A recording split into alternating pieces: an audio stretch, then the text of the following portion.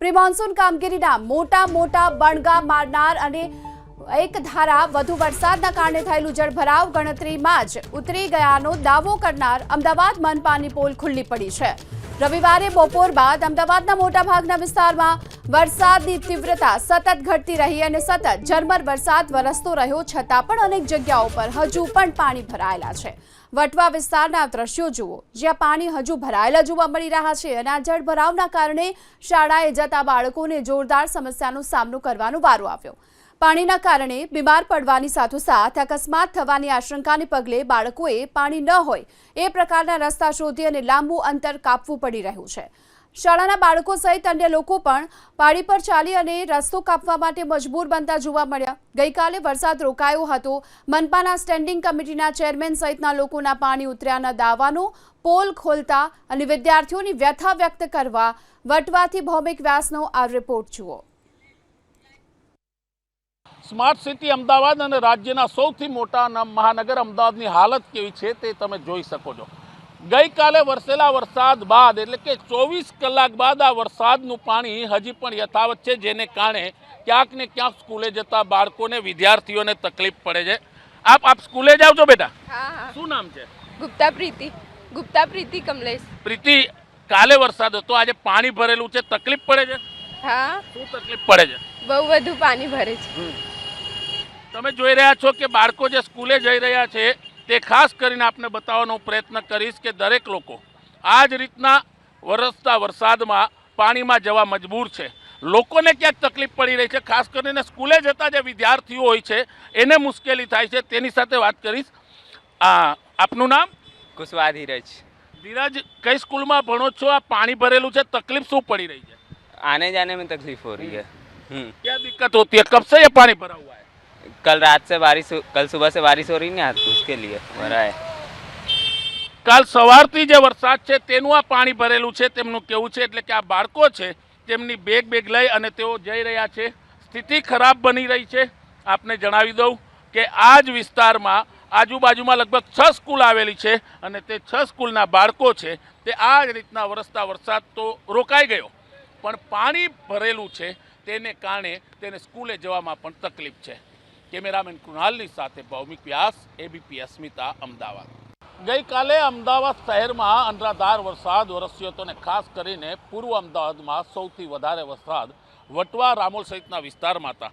ગઈકાલે સવારે વરસેલા વરસાદ બાદ એટલે કે 24 કલાક બાદ પણ પૂર્વ વિસ્તારના કેટલાક વિસ્તારોની હાલત કફોડી બની છે। આ વટવાનું મહાલક્ષ્મી તળાવ પાસેનો વિસ્તાર છે જે 24 કલાક બાદ પણ પાણીમાં ગરકાવ છે।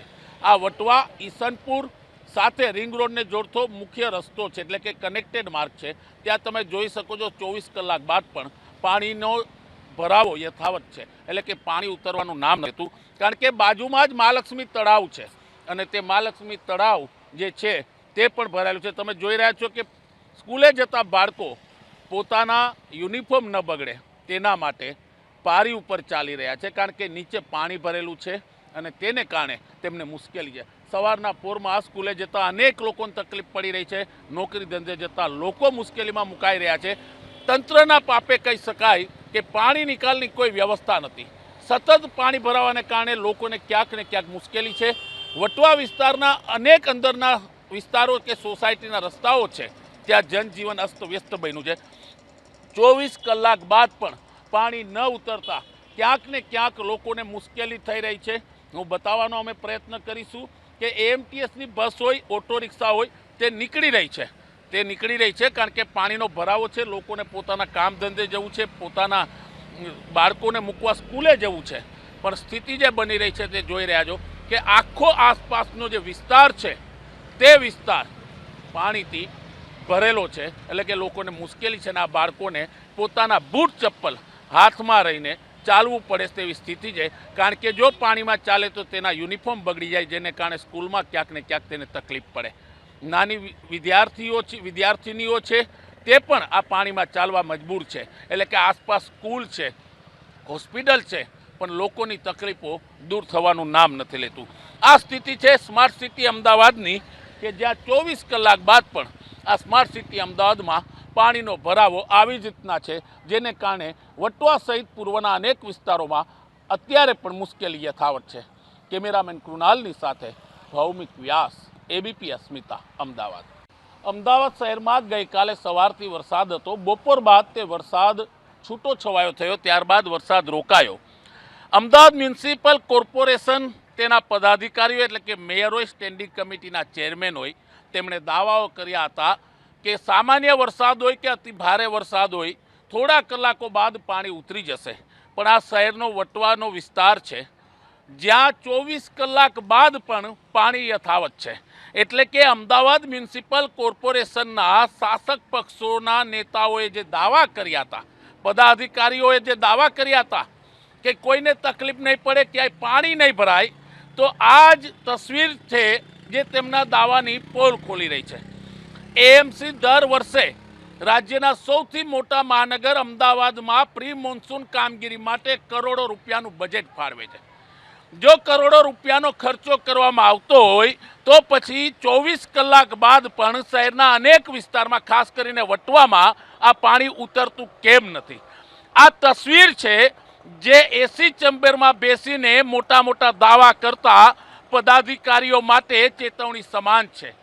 વટવાનો વિકાસ થઈ રહ્યો છે, પૂર્વનો વિકાસ થઈ રહ્યો છે, ડેવલપમેન્ટના નામે મોટા મોટા દાવા કરવામાં આવે છે, પણ વિકાસની વાત તો દૂર રહી. અહીંયા લોકો અત્યારે પાણીના વિકાસમાં ચાલવા મજબૂર બન્યા છે.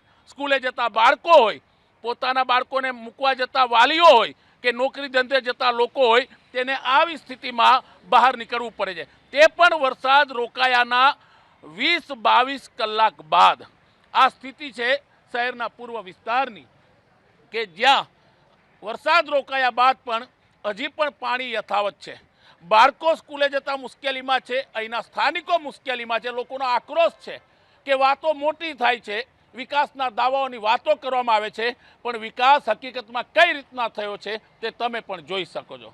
કેમેરામેન કૃણાલની સાથે ભૌમિક વ્યાસ, એબીપી અસ્મિતા, અમદાવાદ.